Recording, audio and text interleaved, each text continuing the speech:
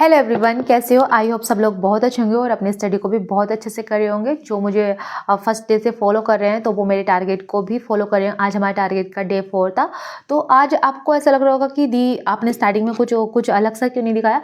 तो मैंने ये सोच लिया कि मैं डेली लाइब्रेरी में रहती हूँ कि आपको डेली उस लाइब्रेरी का ही क्या दिखाना कि मैं लाइब्रेरी में ये पढ़ रही हूँ, वो पढ़ रही हूँ, ये सब चीज़ें।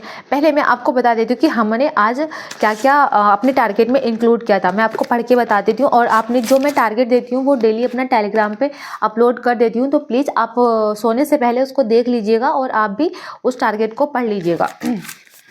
मैंने मूल विधि में स्टडी सेकेंड डे का हाँ, जो हमारा टारगेट चलता है वो UPSI, UP police, Delhi police and GD के लिए चलता है। क्योंकि देखो इनका सबका सिलेबस सेम है। ऐसा नहीं है कि इनका सिलेबस सेम नहीं है, तो इनका सिलेबस सबका सेम है। बस दिल्ली पुलिस में हमें कंप्यूटर पढ़ना पड़ेगा और यूपीएसआई में हमें मूल विधि पढ़नी पड़ेगी। तो आप इनकी जगह आपका जो भी सब्जेक्ट वीक है तो आप उस सब्जेक्ट को पढ़ सकते हैं।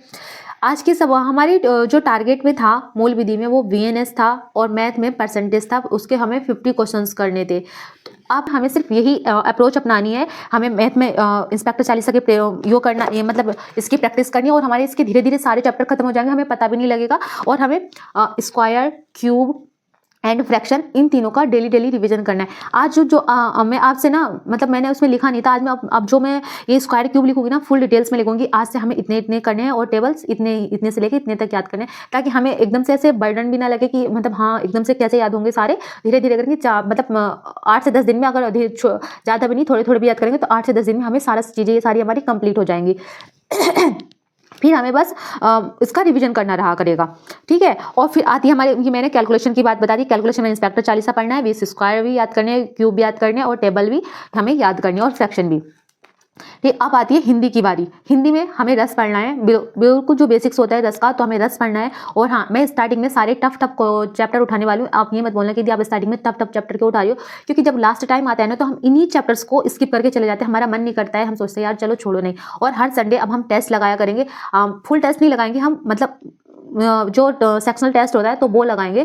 इस संडे तो नहीं लगा पाएंगे क्योंकि हमारा सिलेबस अभी हुआ ही नहीं है, बहुत कम हुआ है। लेकिन हाँ, जो इससे नेक्स्ट संडे आने वाला है उसमें हम फुल टेस्ट लगाने वाले हैं, रस करेंगे। तो मैं आपको अब डेली मैं क्या करूँगी, क्योंकि यूपी पुलिस और यूपीएसआई के बच्चे बहुत ज़्यादा है।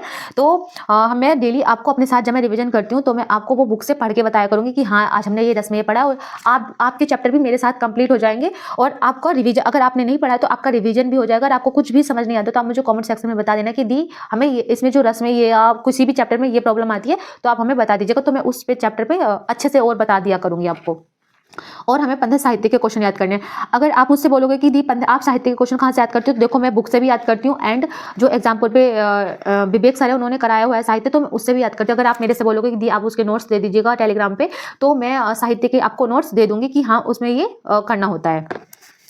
उसमें से आप याद कर सकते हैं, जैसे जैसे मैं याद कर रही हूँ तो मैं आपको भी बता सकती हूँ। और जो देखो मूल विधि की जगह यूपी पुलिस वाले जो है ना, जो प्रैक्टिस आपको जीके जीएस का कंप्यूटर में हमें एमएस वर्ड पढ़ना है, और जो यूपीएसआई यूपी पुलिस के बच्चे हैं वो इसको ना पढ़े। अगर आपको पढ़ना है कंप्यूटर तो देखो एक दो क्वेश्चन आते हैं, अगर आपको पढ़ना है तो पढ़ सकते हैं, लेकिन इतना आपके लिए इतना जरूरी भी नहीं है कि अगर आप इसकी जगह कुछ दूर आप ना जब कंप्यूटर पढ़ेंगे तो आप इसकी जगह ना यूपी पुलिस वाले बच्चे प्रैक्टिस सेट ले लीजिएगा। हरेंद्र सर कराते हैं एग्जाम्पल पे, तो आप डेली उनका प्रैक्टिस सेट कर लीजिएगा, क्योंकि उसमें ना वो मोस्ट इंपॉर्टेंट टॉपिक्स कराते हैं, जो स्पेशल टॉपिक्स भी होते हैं ना तो वो कराते हैं। तो आप डेली ना उनका शायद 10 बजे के समथिंग मतलब चलता है टेस्ट, तो आप डेली उनके करते रहिएगा। तो आपका ऐसे जीके जीएस भी होता रहेगा और आपके सारे टॉपिक भी धीरे धीरे कवर हो जाएंगे। आपको जरूर डेली का एक प्रैक्टिस सेट लेना ही है, चाहे वो यूपीएसआई वाले बच्चे हो या फिर उनके हो यूपी पुलिस वाले। अब आती है हमारी जीके में पॉलिटी याद करनी थी हमें 12 से लेकर 35 आर्टिकल। और देखो मैंने आर्टिकल का ना सारी पीडीएफ ऑलरेडी टेलीग्राम पे डाल चुकी हूँ, आप देख लीजिएगा। उसमें ना सिर्फ आपको रिवीजन करना है जल्दी से, एकदम से। मतलब एक तो थ्योरी वाइज होता है कि उसमें पूरी डिटेलिंग में चीज़ होती है, लेकिन मैंने ना उसमें सारे सिर्फ आर्टिकल डाले हुए हैं,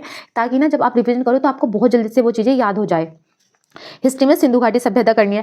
आज हमने सिर्फ सिंधु घाटी सभ्यता को पढ़ना है, और कल हम इसमें सिंधु घाटी सभ्यता को पढ़ेंगे नहीं, ओनली टेस्ट लगाएंगे टेक्स्ट बुक से, या फिर आपके पास जो भी बुक है आप उससे सिंधु घाटी सभ्यता के टेस्ट लगाने वाले हो। और फिर टेस्ट का मतलब ये नहीं होता कि हमने टेस्ट लगा दी, नहीं, उसमें जो डिटेलिंग दी होती है तो हमें वो डिटेलिंग भी पढ़नी होती है और हमें वो चीज़ें याद करनी होती है। ऐसा नहीं कि हमने टेस्ट लगा लिया, हमने देख लिया कि भाई मॉक में नंबर सही आ गए या अच्छे भी नहीं आए, तो उस चीज़ से नहीं। हमें जो 3 ऑप्शन है ना, हमें उन पे भी अपनी अप्रोच बना के चलिए कि 3 ऑप्शन किस चीज़ के थे और हमें वो कहाँ वो चीज़ें कहाँ पे हैं, क्या पाई जाते हैं उनमें, तो हमें उन 3 ऑप्शंस को भी लेके चलना है। टेस्ट का मतलब ये होता है कि ये नहीं कि बस हमने लगा लिया और छोड़ दिया, नहीं, हमें उसको बहुत अच्छे से एनालिसिस करना है। तो आज हमने सिंधु घाटी सभ्यता पढ़ी है, कल को हम इसका टेस्ट लगाएंगे और उनके जो 3 ऑप्शन है उनको एनालिसिस करेंगे। और आपके पास कोई बुक है तो आप बुक से लगाइएगा, और बुक में भी डिटेलिंग में चीज़ें दी होती हैं, ऐसा नहीं कि नहीं दी होती है, तो आप उसको पढ़िएगा।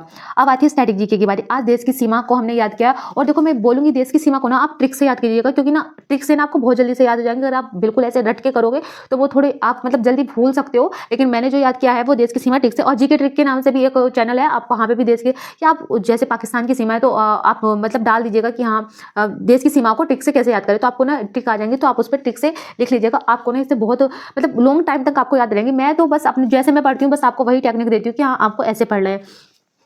ये मैंने आपको कंप्लीट अपना आज का जो टारगेट था वो कंप्लीट टारगेट समझा दिया है। अगर देखिए अगर आपको लगता है कि हमें वर्दी हमारा जुनून है, अगर हमें वर्दी पानी है, हमारे अंदर मोटिवेशंस है, तो आपको ना ये टारगेट मेरे साथ फॉलो करना पड़ेगा। अगर आपको ऐसा लगता है अरे नहीं बोलती है कुछ नहीं हम नहीं, तो छोड़ दीजिएगा, आप तैयारी करिएगा मत, क्योंकि आपसे टारगेट तो कंप्लीट हो नहीं रहा है। तो फिर आप पढ़ के क्या करोगे, आप सोचेगा अरे कल कंप्लीट करेंगे। जब हम कल के ऊपर चीज़ें डालते हैं ना तो फिर हमसे कुछ भी नहीं होता। हम ना सिर्फ कल के ऊपर टालते रहते हैं और वो इतने का ना हमसे इतना बड़ा हो जाता है, बर्डन हो जाता है हमारे पास कि हमें पता ही नहीं लगता कि इतना सारा हो गया है। तो मैं ये बोलूँगी डेली का काम ना डेली करिएगा, और हमेशा ना मोटिवेट रहिएगा। अपने मम्मी पापा को देखिएगा, वो हमेशा ये सोचते हैं कि यार मतलब हाँ कल को हमारा बच्चा सेलेक्ट हो जाएगा, कल को हमारा बच्ची सेलेक्ट हो जाएगी। बस अपने मम्मी पापा का ख्याल रखिएगा अपने दिमाग में, और सारी बातों को ना भांग के बारे में डालिएगा। सोचेगा यार दुनिया जो बोल रही है बोलने दो। कोई ये बोलता है ना कि भाई तेरे को तैयारी करते हो इतना टाइम हो गया, बोल देना हो गया है ना, जिस दिन सिलेक्शन हो जाएगा ना सबसे पहले ना तुम्हें लड्डू खिलाने आऊँगा, ठीक है। किसी के बोलने से कुछ नहीं होता है, बस अपना मेहनत करो और बहुत अच्छे से करो। चलो तो फिर अब हम चलिए तो अब हम पढ़ते हैं बुक में रस, और रस का हम पूरा कंप्लीट चैप्टर पढ़ेंगे ताकि हम अच्छे से कल को उसकी प्रैक्टिस कर सकें। और फिर रस पढ़ने के बाद फिर हम पढ़ेंगे करंट अफेयर्स के क्वेश्चन, क्योंकि जितना इंपॉर्टेंट हमारे साथ अदर सब्जेक्ट है तो हमारे लिए उतना इंपॉर्टेंट करंट अफेयर भी है। तो करंट अफेयर आप बोलोगे कहाँ से पढ़ रही हो, तो जो मैंने शिवान सर की बुक मंगाई थी तो उसमें 900 के समथिंग क्वेश्चंस हैं, तो मैं करंट अफेयर वहाँ से पढ़ूंगी। और आप किसी भी चैनल से पढ़ सकते हो करंट अफेयर, ऐसा नहीं कि मैं बुक से ही पढ़ोगे, आप उससे भी पढ़ सकते हो। लेकिन मैं चाहूँगी कि आप मेरे साथ बुक से पढ़ोगे तो आपको यहाँ से भी क्वेश्चन याद होते रहेंगे, और आप जो आप क्लास ले रहे हो तो उसके भी क्वेश्चन याद होते रहेंगे। तो आपको तो डबल प्रॉफिट हो रहा है कि मतलब आपको बुक से भी मिल रहे हैं और आप जो क्लास ले रहे हो उससे भी आपको करंट अफेयर के क्वेश्चन मिल रहे हैं।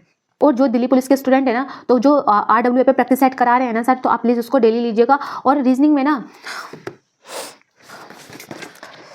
और मैं आपको एक बात और बताना चाहूँगी कि जो रीजनिंग है हमें रीजनिंग कैसे करनी होती है, और जीके जी, और जो RWA पे प्रैक्टिस सेट चल रहा है ना, तो दिल्ली पुलिस वाले आप उसको जरूर करिएगा।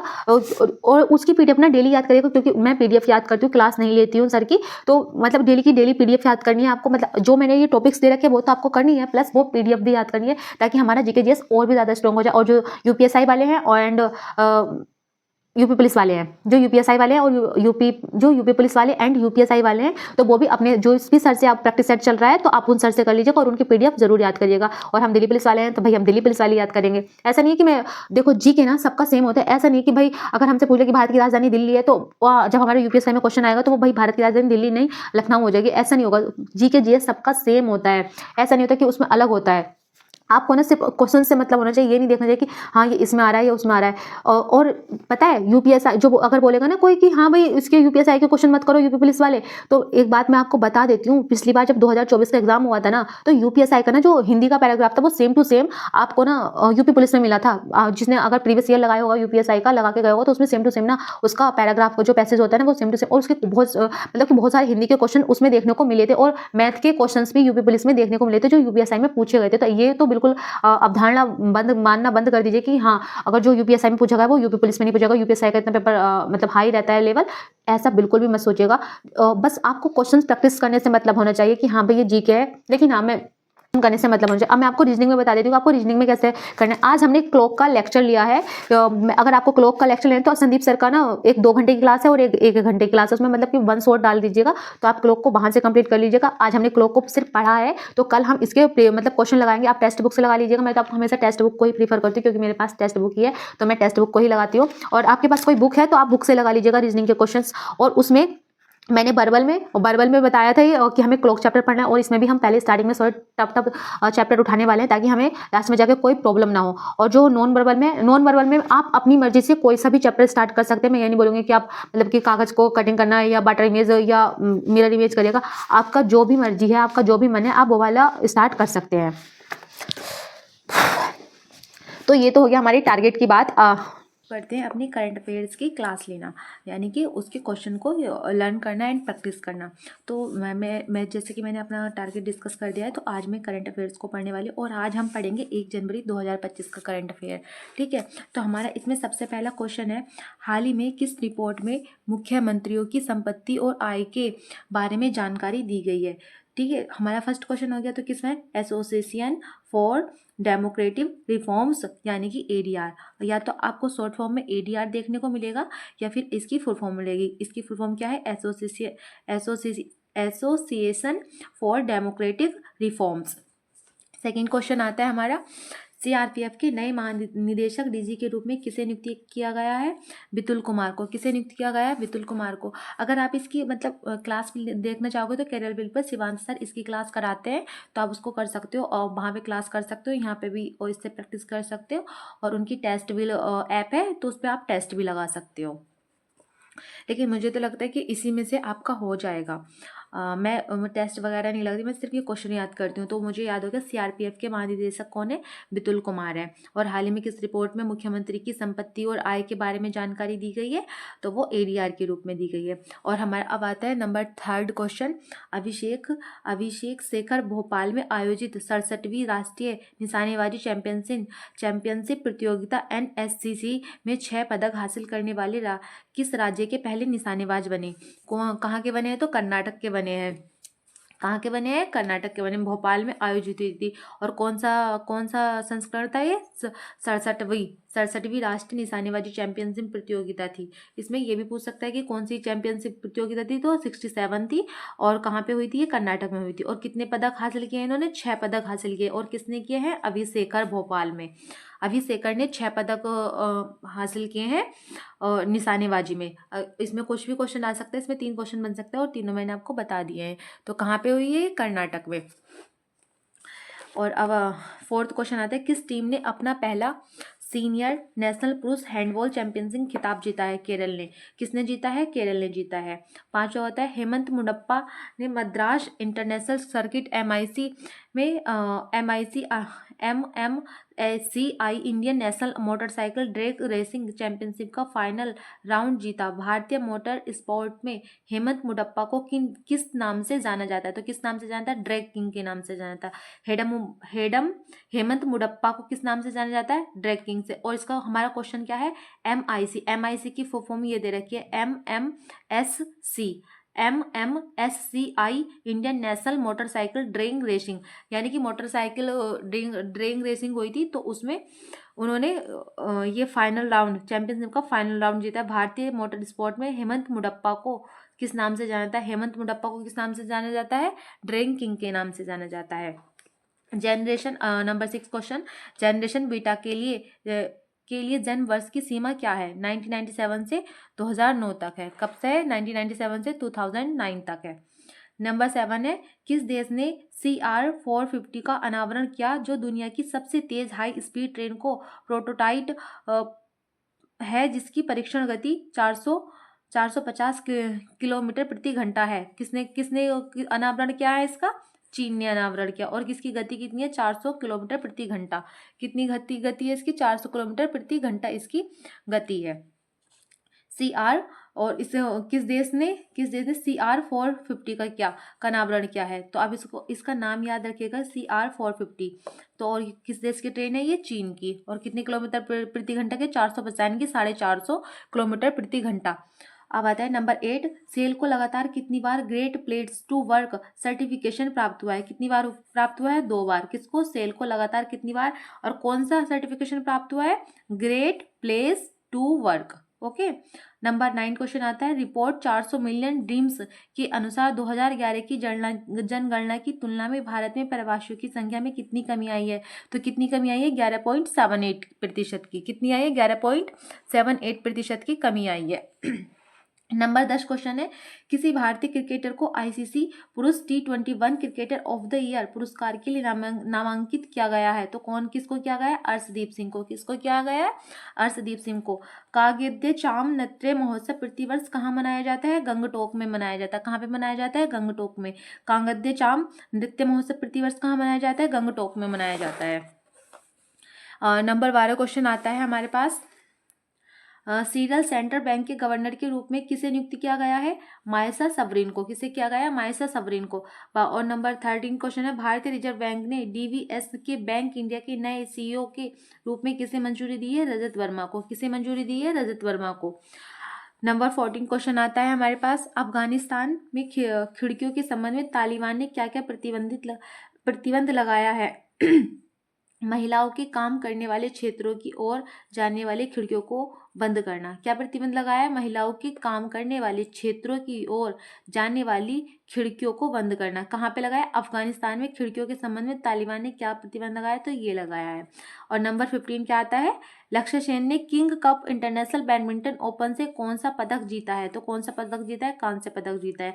तो ये हमने जनवरी के मतलब एक शॉर्ट हमने कंप्लीट कर लिया है 1 जनवरी का, जिसमें 15 क्वेश्चन थे।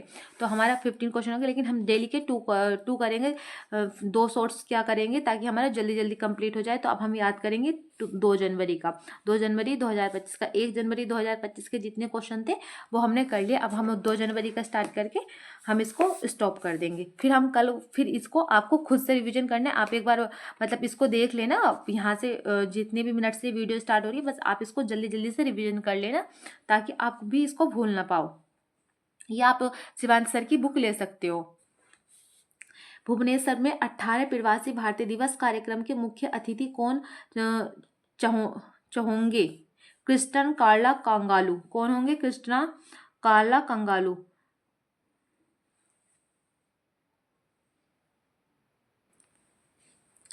ठीक है, कौन होंगे? क्रिस्टीना कार्ला कंगाल। भुवनेश्वर में 18वें प्रवासी भारतीय दिवस के कार्यक्रम में मुख्य अतिथि कौन होंगे? क्रिस्टन कार्ला कंगालू। 17वां क्वेश्चन आता है, विश्व वेल्डिज चैंपियनशिप 2024 किसने जीती है? मैग्नस कार्लसन ने जीती है। किसने जीती है? मैग्नस कार्लसन ने। समुद्र पर भारत के पहले कांच के पुल का उद्घाटन किस राज्य ने किया है? तमिलनाडु ने। तो कहाँ पे पहला कांच का पुल हुआ है? तमिलनाडु में। भोपाल साहित्य और कला महोत्सव द्वारा 2024 सुशीला देवी पुरस्कार किसने जीता है? मंजुला पद्मासन ने। पद्मनाभन क्या बोला जाएगा यार, इसको आप खुद ही पढ़ लेना, मुझे पता नहीं चल रहा क्या पढ़ा जाएगा इसको।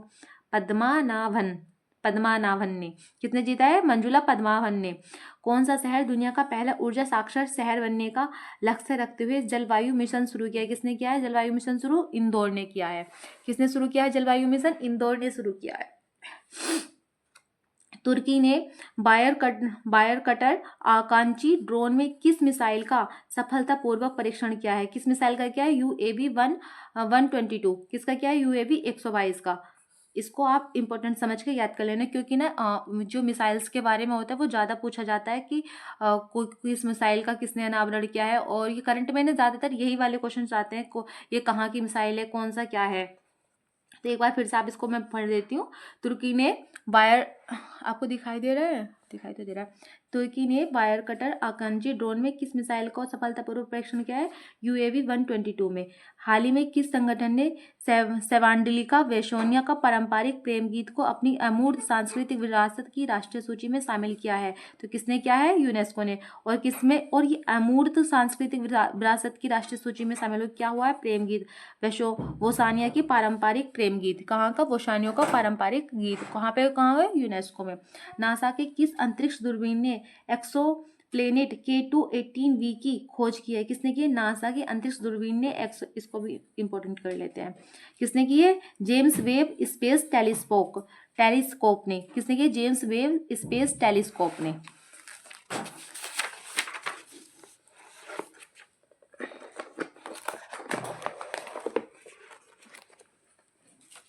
अब हमारे पास आता है 25 क्वेश्चंस। फाइड वर्ल्ड चैंपियनशिप 2024 में महिला वर्ग के नॉकआउट चरण के लिए क्वालिफाई करने वाली एकमात्र भारतीय खिलाड़ी कौन है? रमेश बाबू वैशाली है। कौन है? रमेश बाबू वैशाली है। रक्षा मंत्रालय ने 2025 को क्या घोषित किया था? सुधार का वर्ष। क्या घोषित किया था? सुधार का वर्ष। एक राष्ट्र एक सदस्यता योजना का प्राथमिक उद्देश्य क्या है? डिजिटल ज्ञान संसाधनों के लिए मंच। क्या है? एक राष्ट्र एक सदस्यता योजना का प्राथमिक उद्देश्य डिजिटल ज्ञान संसाधनों के लिए मंच। पहले 8 महीनों के लिए राजकोष के घाटा वार्षिक लक्ष्य का कितना प्रतिशत दर्शाता है?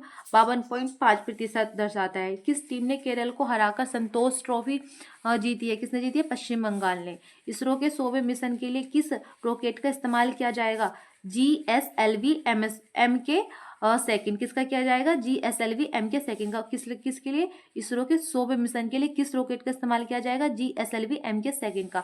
तो ये हमारे 2 कंप्लीट हो गए हैं और हम ऐसे डेली का 2 कंप्लीट करेंगे। और अगर जैसे जिस दिन मेरी छुट्टी रहा करेगी लाइब्रेरी की, तो उस दिन हम 3 से 4 इसको मतलब करंट अफेयर्स की क्लास ही ले लिया करेंगे, ताकि हमारा करंट अफेयर्स भी जल्दी जल्दी से हो जाए। और उस दिन हम इसका जितना भी पढ़ा है हम उसका एक बार फिर से रिविजन कर लिया करेंगे। ठीक है, तो आज का हमारा टारगेट कंप्लीट हो गया और कल का टारगेट मैंने अपने टेलीग्राम पे डाल दिया है, आप उसको वॉच कर लीजिएगा। और आप इसमें क्या इंप्रूवमेंट चाहते हैं तो मुझे कमेंट सेक्शन में ज़रूर बताना। Okay bye. और कल हम इसमें पॉलिटी के क्वेश्चंस करने वाले हैं। और ऐसे हम इसमें ना जितनी भी क्योंकि कल हमारा रिवीजन डे है, आज हमने याद किया था, तो कल हमारा रिवीजन डे है, तो मैं कल को आपको इसका ही रिवीजन कराऊंगी, पॉलिटी का और हिस्ट्री का, जो सिंधु घाटी सभ्यता के क्वेश्चन है। तो आप मुझे बताना कि आपके इसमें से कितने रॉन्ग हुए और कितने राइट हुए। ओके।